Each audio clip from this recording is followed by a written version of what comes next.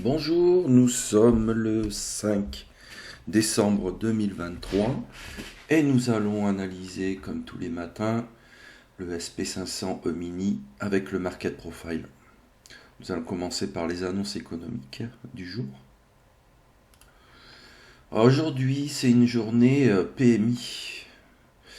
Donc, les PMI, ça se lie avec un indice de base de 50. Si l'indice actuel qui sort est supérieur à 50,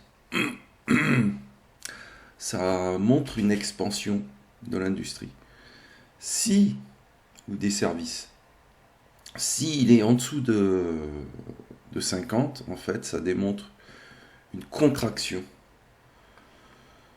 Voilà. Aujourd'hui, donc, on a une journée PMI, vous voyez. Donc, là, donc, ce matin, 9h50, le PMI français, suivi des PMI allemands, suivi des PMI européens, suivi des PMI de Grande-Bretagne. Voilà, là, il y a toute une grappe de PMI. Ensuite, cet après-midi, PMI à 15h45 des États-Unis. Entre-temps, 14h20, un discours d'un membre de la BCE. Et à 16h, encore une sortie de PMI couplée à un rapport Jolts sur les nouvelles offres d'emploi. Donc tout ça, euh, toute cette grappe là à 16h d'annonce, attendez-vous à ce qu'il y ait un peu de volatilité à 16h, quoi. Il y a même une forte volatilité qui est attendue. Donc attention, ne rentrez pas pile poil à 16h sur un trade. Voilà pour les annonces économiques. On revient sur le market profile. Hier, il nous a fait une belle journée de 179 ticks. Bon, en ce moment, le VIX, il est, il est, il est bas. Il y a peu de volatilité sur les marchés. Donc voilà, ça correspond en ce moment à la moyenne, quoi. 180, 170, 166, vous voyez. Autour des 170, 180, bon, c'est la moyenne en ce moment. Hier, vous avez pu, moi j'ai pu prendre un beau trade ici sur ce niveau-là, là, le POC weekly. Il est venu ici tester pile poil au petit près pratiquement et on a vu rentrer des acheteurs agressifs à cet endroit-là. Là, il y avait un beau trade à prendre ici.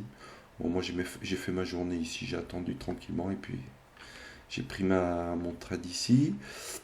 Vous voyez qu'il a réagi aussi parfaitement sur les zones qu'on avait repérées ici sur les VAL weekly. En début de semaine, ces niveaux weekly sont souvent très pertinents. Il faut s'armer de patience, attendre qu'ils viennent dessus, regardez votre carnet d'ordre. Dès que vous voyez les signaux, il faut les prendre. Et après, il a retracé. Comme je vous avais dit que si il réintègre, il avait ouvert en zone 2, mais il a réintégré la zone d'acceptation de prix. Dès qu'il rentre dans cette zone d'acceptation de prix, dans un premier temps, c'est qu'il va tester le POC, VPOC. S'il casse ça, c'est qu'il va tester le bas de la VA. Et s'il casse là, il y a des signaux vraiment baissiers. Bon, après, ce qu'il a fait, c'est qu'il a réintégré la zone de valeur. Donc là, on ne savait plus trop ce qu'il voulait faire. Là, il est ressorti. Donc il a clôturé dans la VA.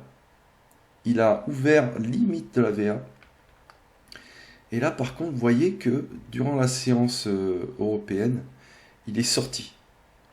Il est sorti, il est revenu dans la zone 2. Donc là, il y a des probabilités de journée baissière, en tout cas matinée baissière ici. Au moins, peut-être, éventuellement, au moins venir ici sur ce signe print, ou alors il va être freiné encore comme hier par la VAL weekly, VVAL weekly, pour retracer. Donc faut voir. Tant qu'il reste dans la zone 2 ici, ce sera baissier.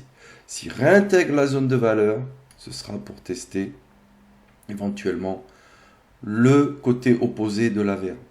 S'il sort de la VR et qu'il casse le range là, le haut du range, c'est clairement pour faire une journée haussière, ou peut-être pour demain, éventuellement demain ce sera aussi.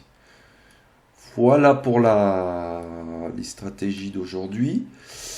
Je vous souhaite une bonne journée et de bons trades.